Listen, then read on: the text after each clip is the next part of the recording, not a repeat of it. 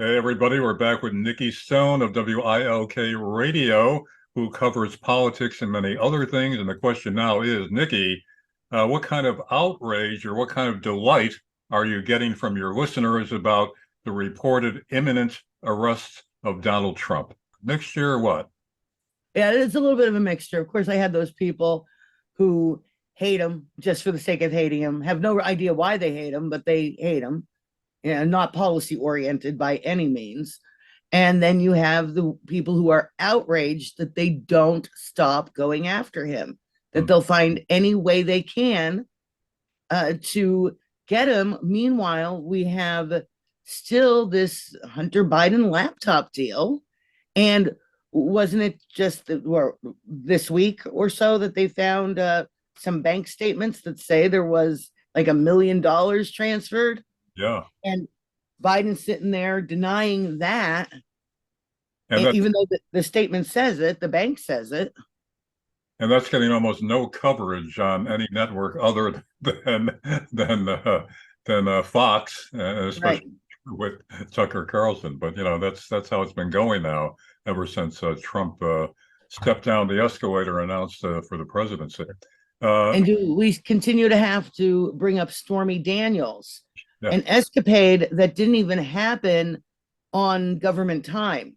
It happened on private time way before he ran for president by a woman who's been discredited how many times? Mm-hmm. Yeah. And also, in the meantime, Hunter Biden, the salacious material on the laptop, some of it could even be illegal because of the apparent ages of some of his female sexual partners, but nothing's been done about that. So Yeah, very questionable. yeah. But Nikki, a lot of the analysts are saying Trump wins in either case there. If he is arrested, it'll ensure his reelection. If he isn't arrested, he'll still get credit for backing them down, and his position as a candidate is enhanced even then. Do you see it that way? I am a little worried that they're going to keep him tied up in political red tape, or legal red tape, so he can't even run. Because if he has this looming over him, will he be able to do a campaign? And will they keep it in the legal system until after the 2024 election? Because we've seen cases draw out that long in prior years. So that's what I am seeing. Yeah. But I'm not a political analyst by any means. I just listen to other people and see what I see. Yeah, it's a mix of legal opinions. Some are saying that it doesn't matter, even if they arrest him, by the time the cases wind through the court, he could still run. There'd be nothing at this point preventing him from running and being elected and serving as president. So, we'll see about that. But now, Nikki, your callers have been ranting and raving one way or the other about Trump for years now.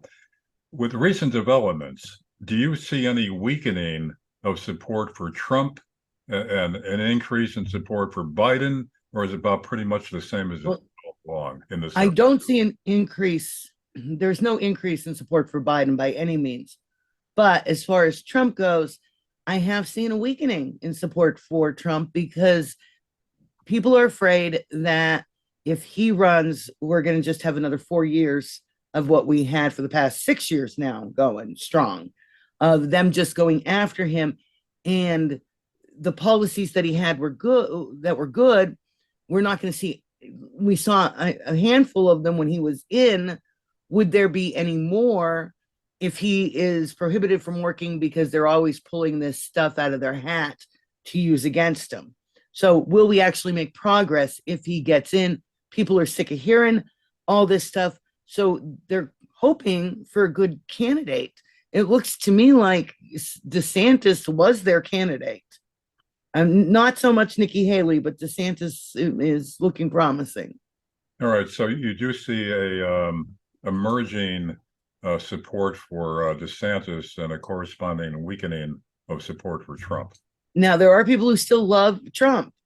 There are people, and I'm not saying anything bad about Trump at all.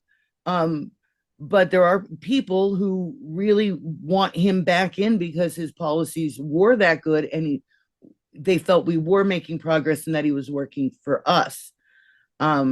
So I see that Trump still has support, but he may have lost some, not by his own doing. People don't care about his tweets. People don't care about, they care about the policies that he made, more or less, but they don't want to hear the endless bickering of the other side, the Democrats, just taking shots at him and bringing up stupid things like Stormy Daniels or whatever else they think they can find. But what I'm wondering, Nikki, is would this change again and revert back to stronger support for Trump because people see this as such an outrage? You know, they've been after him all along, one thing after another, impeachments, all kinds of investigations with the Trump, the Russian collusion, blah blah blah, et cetera, et cetera.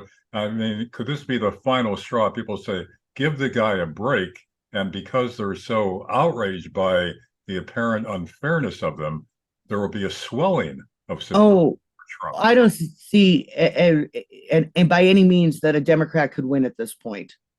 I don't, because of how hard they've come out against him. I don't think a Democrat will be able to win in a fair and honest election. You know, the big question right now is the primary. What would happen in the primary? Yeah. That's what it's all going to depend on.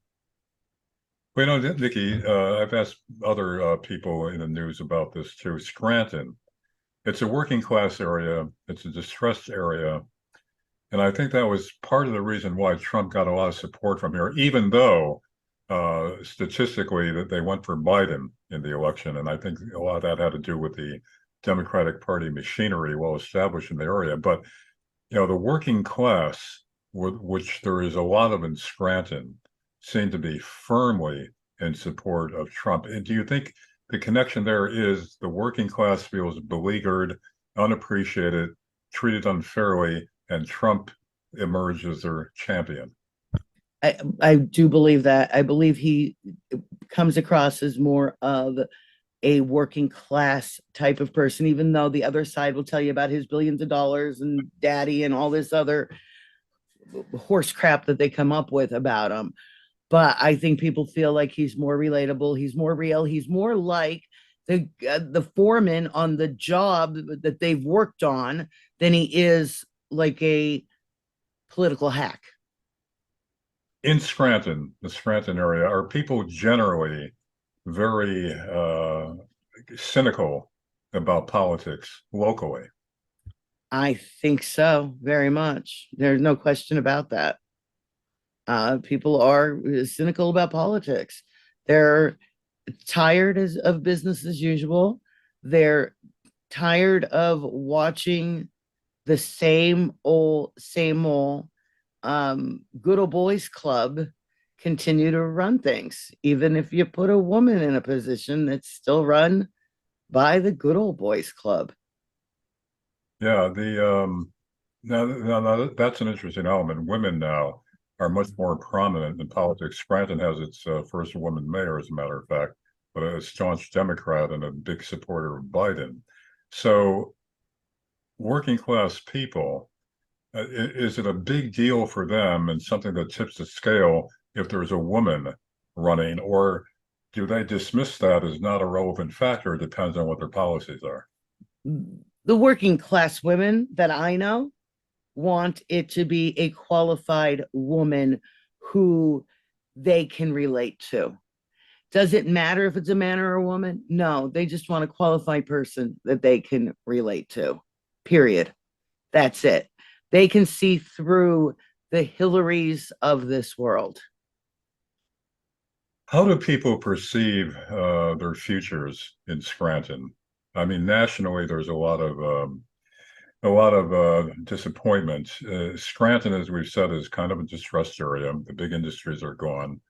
So the people feel generally that their situation is worsening, both for themselves and their kids. Or do they feel, or do they feel there might be a turnaround coming? I think they feel stuck in many cases. Do they think that there's a right now? I see a lot of despair. I don't know if they think that there's going to be a turnaround. I think that's why we see so much anger and people walk around. If you've gone into any stores or you've gone shopping, it's like the zombie apocalypse. Everybody is blank stared in their own, and some people maybe aren't into politics that much. I think a lot more people got into politics because of all this garbage that's been going on, but they don't know why, but they do notice things like the grocery prices going up.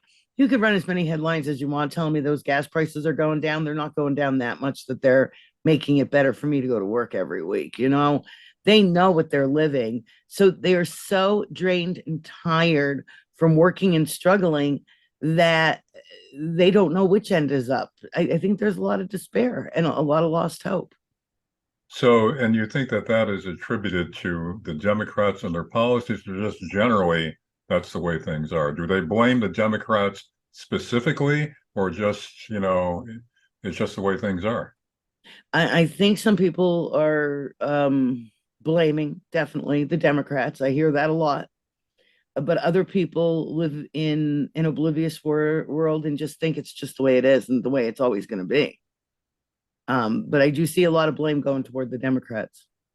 So from the tenor and tone of the people who call you on your radio talk show daily, you feel that there's no way that our next president is going to be a Democrat, no matter who the candidate is? I don't know. No matter who the candidate is, I do not see from the people who call me, from the people I meet on the streets, there is no way a Democrat could win. Although I would have said that in the last election too, and I was wrong. So we shall see. Right. Nikki Stone, talk show host on WILK daily from noontime to 3. It's a great show to listen in on. Thanks once again for being with us, Nikki, to be continued. Larry, thanks for asking me to do this. I appreciate it. I look forward to talking to you again.